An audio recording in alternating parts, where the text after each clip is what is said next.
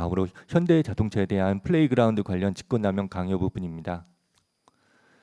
이 부분 공사실의 요지는 피고인이 최서원, 안종범과 공모해서 현대자동차 그룹 부회장에게 플레이그라운드의 광고 발주를 요구해서 직권을 남용하고 강요를 했다는 내용입니다.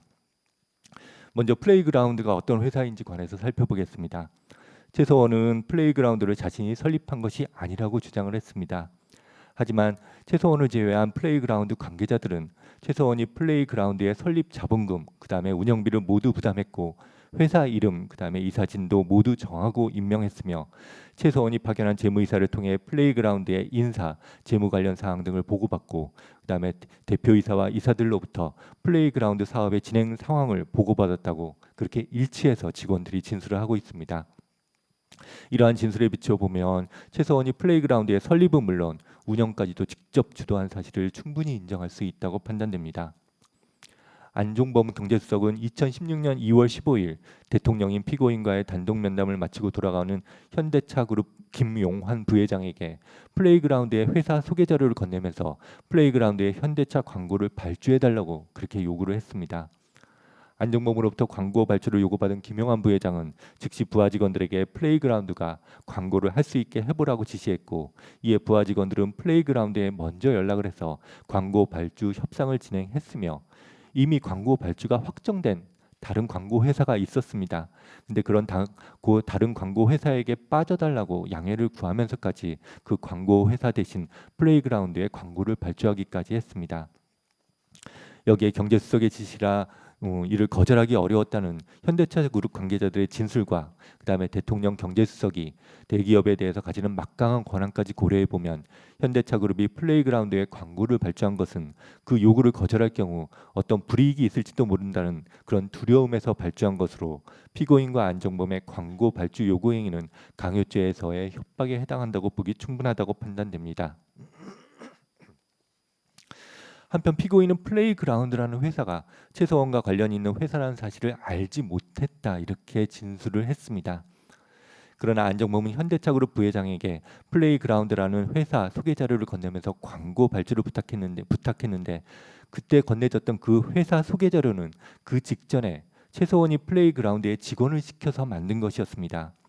안종범과 최서원은 개인적으로 서로 알지도 못하고 서로 연락한 적도 없기 때문에 결국 회사 소개 자료는 최서원이 광고 발주를 부탁하면서 피고인에게 건네고 피고인이 이를 다시 안종범에게 건넨 것으로 볼 수밖에 없습니다. 여기에 피고인이 다른 그룹의 회장들과 단독 면담을 하면서도 플레이그라운드의 회사 소개 자료를 건네면서 광고 발주를 요청하기도 한 점, 최서원의 부탁을 통해서가 아니라면 당시 설립된 지 몇 달 되지도 않은 전국의 수천 개 광고 회사 중 하나에 불과한 플레이그라운드의 존재를 피고인이 알고 단독 면담을 하는 그 대기업마다 플레이그라운드에 대한 광고 발주를 요구하지는 않았을 것으로 보이는 점, 이런 사정에 비춰보면 피고인은 플레이그라운드가 최서원이 설립 운영하는 회사임을 잘 알면서 최서원의 사적 부탁을 받고 현대자동차 그룹의 광고 발주를 요구한 것으로 이렇게 볼 수밖에 없다고 판단이 됩니다. 따라서 이 부분 피고인과 최서원의 공모 관계를 포함한 강요죄는 충분히 유죄로 인정할 수 있습니다. 다만 이 부분 공사실에는 피고인이 대통령 그리고 경제수석의 직권을 남용해서 직권남용죄도 범한 것으로 그렇게 되어 있습니다. 근데 아까도 설명했듯이 직권남용죄가 성립되려면 겉으로 보기에도 공무원이 그가 가진 권한을 행사하는 것과 같은 모양새, 즉 외형이 있어야 됩니다. 이 사건에서 보면 아무리 대통령이나 경제수석이라 하더라도 민간 회사에 그 특정 광고 회사에 대한 광고 발주를 지시할 권한이 있다고 볼 수는 없습니다. 따라서 피고인과 안종범이 그 플레이그라운드의 광고 발주를 요구한 것은 사적인 청탁으로는 볼 수 있을지언정 대통령이나 경제수석이 자신들이 가진 권한을 행사하는 것과 같은 그런 외형을 갖추었다고는 볼 수는 없습니다. 따라서 이 부분 직권남용의 점은 무죄로 판단합니다. 다만 이 부분 강요죄를 유죄로 인정하는 이상 따로 주문해서 무죄를 선고하지는 않겠습니다. 또한 검찰은 현대차그룹이 피고인의 강요로 총 5건의 광고를 플레이그라운드에 발주했다고 기소했습니다. 하지만 그중 한 건은 검찰에서 제출한 증거만으로는 피고인의 강요로 발주된 것이라고 인정하기는 어렵다고 판단됩니다. 그래서 이 부분 한 건은 무죄로 판단하도록 하겠습니다. 다만 다른 부분 강요를 유죄로 인정하는 바이기 때문에 역시 별도로 주문해서 무죄를 선고하지는 않겠습니다. 다음으로는 롯데그룹 관련 직권남용 강요 부분입니다. 이 부분 공사실의 요지는 피고인이 최서원의 부탁을 받고 롯데그룹 신동빈 회장과 단독 면담을 하면서 K스포츠재단이 추진하는 하남 5대 거점 체육시설 건립사원의 지원을 요구해서 롯데그룹으로 하여금 K스포츠재단에 70억 원을 지원하게 함으로써 직권을 남용하고 강요를 하였다는 그런 내용입니다. 피고인은 2016년 3월 14일 롯데그룹 신동빈 회장과 단독 면담을 하면서 K스포츠재단의 하남거점 체육시설 건립자금 지원해달라고 요구를 했고, 이에 따라서 신동빈 회장은 망 이인원 부회장에게 지시해서 K스포츠재단에 합계 70억 원을 주었습니다. 피고인은 단독 면담에서 신동빈에게 체육시설 건립자금 지원 요구를 한 사실이 없다 이렇게 부인을 했습니다. 그렇지만 검찰에서 제출한 증거에 의하면 피고인이 지원 요구한 사실 충분히 인정할 수 있고, 이 부분은 나중에 롯데 뇌물 부분에서 자세히 설명하도록 하겠습니다. 한편 피고인은 신동빈에게 지원을 요구한 5대 거점 피고인이 신동빈에게 그 지원을 요구한 5대 거점 체육시설 건립 사업은 그즈음 최서원이 K스포츠재단 직원인 박헌영에게 지시해서 기획한 사업입니다. 그런데 그 5대 거점 체육인재 육성 사업 계획안에 따르면 하남체육시설의 공사를 스위스 누슬리라는 회사가 맡는 것으로 계획되어 있고, 그 누슬리라는 회사는 또 WK라는 회사와 사이에 누슬리가 공사를 맡아서 진행하면 그 공사 금액의 5%를 WK의 수수료로 지급한다는 계약을 체결한 회사입니다. 따라서 롯데그룹의 지원을 받아서 하남체육시설 공사를 하게 되면 누스리를 통해서 더 블루케이가 공사 금액의 5%를 받아서 이득을 보는 구조로 되어 있습니다. 그럼 여기서 WK라는 회사가 어떤 회사인지 살펴볼 필요가 있습니다.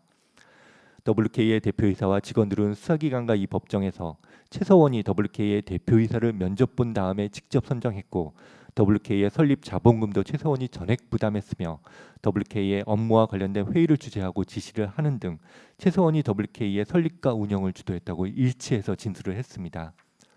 여기에 K스포츠재단의 직원들이 WK의 업무를 함께하기도 한 점, K스포츠재단이 설립된 거는 2016년 1월 13일인데 WK는 바로 그 전날인 2016년 1월 12일에 설립된 점, 최서원이 평소 K스포츠재단과 WK 사이의 업무 연계를 강조했다고 관련자들이 진술하고 있는 점, 이런 재판 사정을 종합해 보면 WK는 K스포츠재단에서 추진하는 사업과 관련해서 영리를 추구할 목적으로 최서원이 설립 운영한 회사로 볼 수밖에 없다고 판단이 됩니다.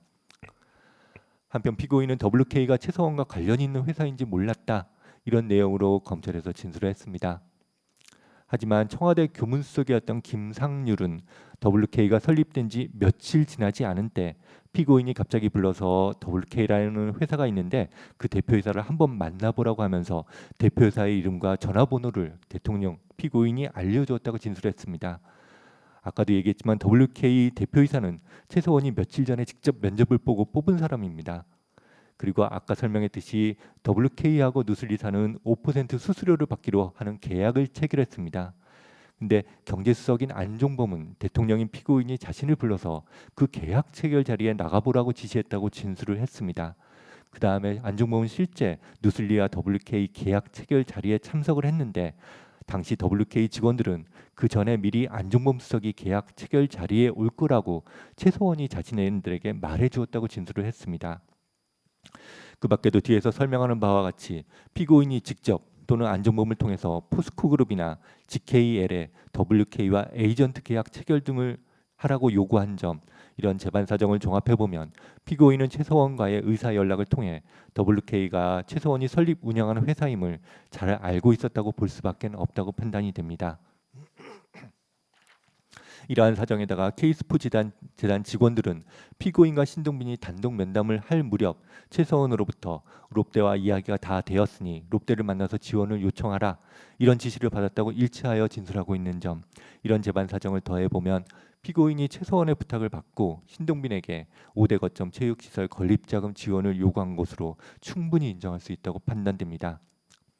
여기에 롯데그룹으로서는 대통령이 직접 요구하는 지원 요구를 거절하기는 어려웠을 것으로 보이는 점, 이런 사정까지 더해보면 이 부분 최서원과의 공모 관계를 포함한 직권남용, 강요죄 모두 넉넉히 유죄로 인정할 수 있다고 판단됩니다.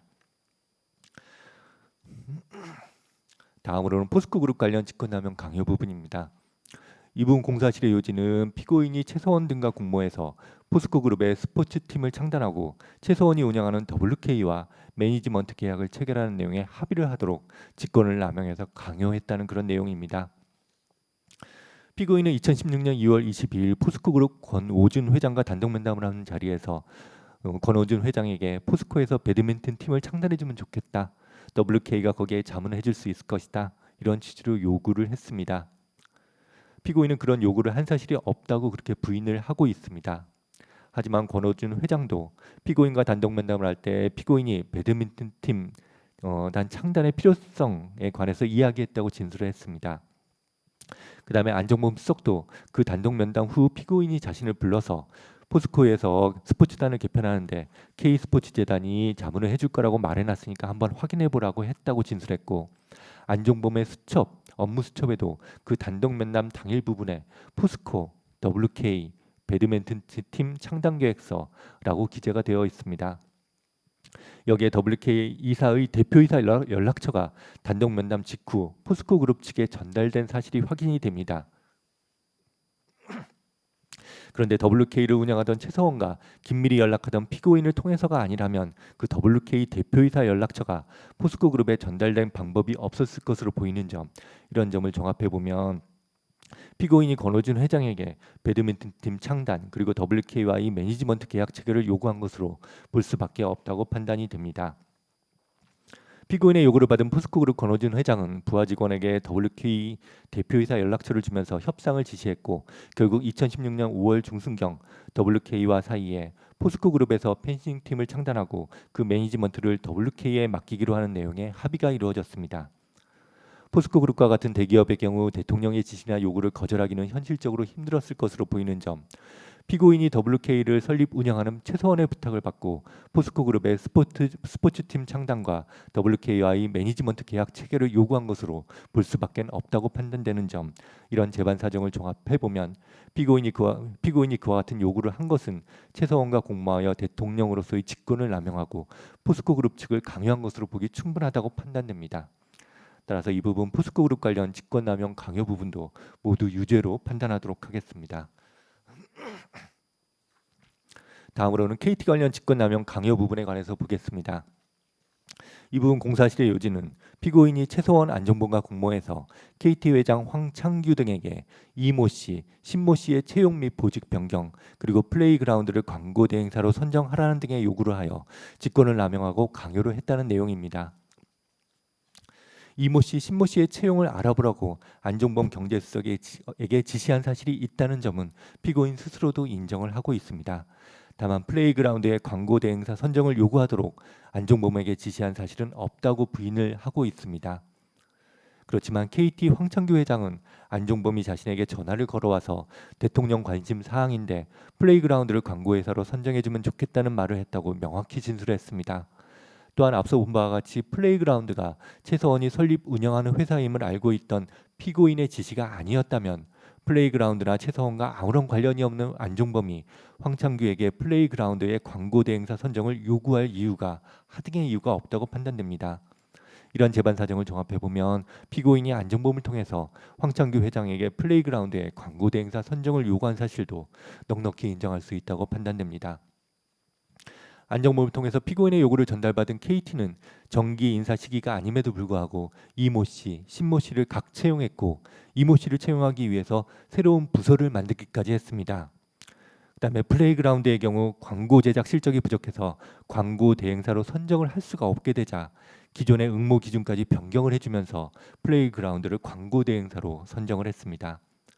여기에 대통령이나 경제수석의 요구라 부담감을 느낄 수밖에 없었다는 KT 관련자들의 진술에다가 대통령과 경제수석이 기업에 대해서 가지는 광범위한 권한까지 종합해보면 피고인과 안정범이 KT의 특정인의 채용이나 특정 기업의 광고 대행사 선정을 요구한 것은 기업 경영인의 의사 결정의 자유를 제한하는 강요 행위를 한 것으로 볼 수밖에 없다고 판단이 됩니다. 또한 피고인이 채용, 그다음에 보직 변경을 요구한 이모 씨, 신모 씨는 모두 최서원이 주위에서 추천받은 사람들이었습니다. 또한 피고인이 광고 대행사 선정을 요구한 플레이그라운드는 바로 최서원이 운영하던 그 회사였던 사정, 이런 재반 사정을 종합해 보면 피고인과 최서원은 이 부분 범행에 대한 공모도 충분히 인정할 수 있다고 판단이 됩니다. 따라서 피고인에 대한 이 부분 공사실 중에 강요의 점은 유죄로 인정하도록 하겠습니다. 다만 이 부분 공사실에는 직권남용의 점도 포함되어 있지만 아까도 설명했듯이 직권남용죄가 성립하기 위해서는 공무원이 직무상 권한을 행사하는 것과 같은 외관이 있어야 합니다.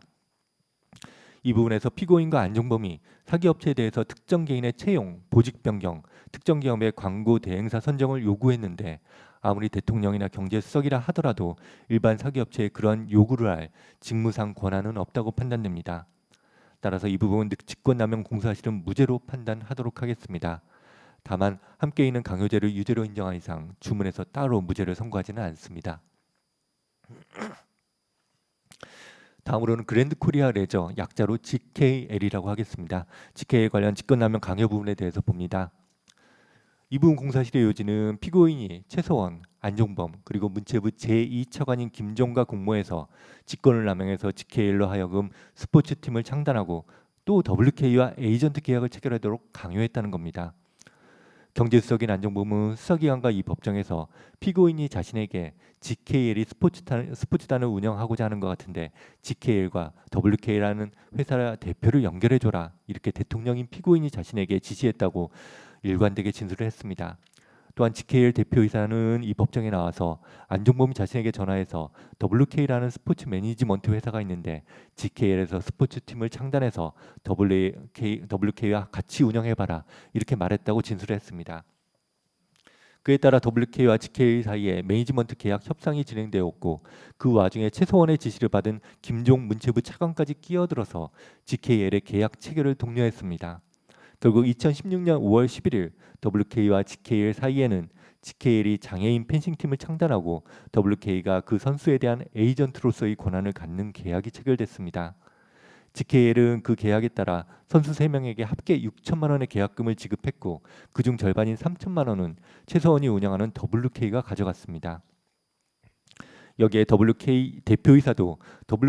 GKL 대표이사도 WK와 계약을 체결하고 싶은 마음이 없었고 체결할 사정도 안 됐지만 경제수석과 김종 차관의 관여로 부담을 느끼고 협상을 진행할 수밖에 없었다는 취지로 진술한 점, GKL은 문체부 산하 공공기관이어서 그 대표가 경제수석이나 문체부 차관의 지시 요구를 거절하기는 현실적으로 쉽지 않아 보이는 점, 이런 재반 사정을 종합해보면 피고인, 그다음에 안종범, 김종 등이 GKL의 WK와의 계약 체결을 요구한 것은 강요죄에 해당하는 것으로 보기 충분하다고 판단이 됩니다.